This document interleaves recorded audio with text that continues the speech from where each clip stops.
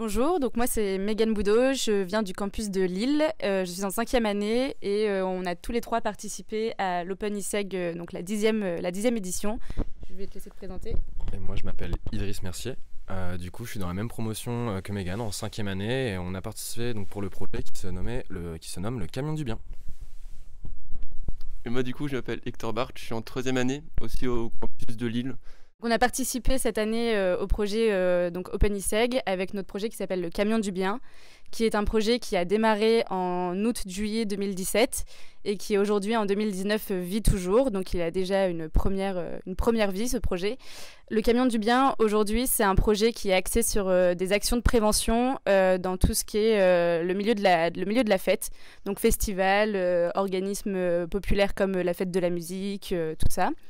Et nous sommes présents avec un stand de prévention, on l'appelle comme ça, avec des actions de prévention. Donc ça peut passer de l'information avec des kits comme des préservatifs, des bouchons d'oreilles et tout ce qui va réduire les risques liés à ces utilisations de la drogue. En plus de la prévention que nous réalisons au travers de ce stand, nous effectuons aussi différents services comme donc, de la vente de boissons sans alcool, toujours en dessous du prix de la bière, mais aussi de la recharge de téléphone mobile, on fait de la musique, on crée des jeux et en fait on crée vraiment une zone de vie où on n'est pas juste là pour vous dire « Ah attention, ça c'est pas bien ».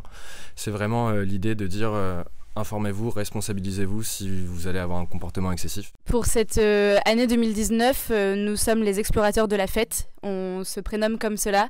On est là pour chasser les monstres qui représentent en fait les drogues. On a décidé d'avoir cette stratégie pour parler plus facilement d'un sujet qui est très compliqué à aborder, qui est souvent tabou, que beaucoup d'organismes ou même des entités beaucoup plus hautes ne veulent pas en parler et parce qu'ils ne savent pas comment le traiter.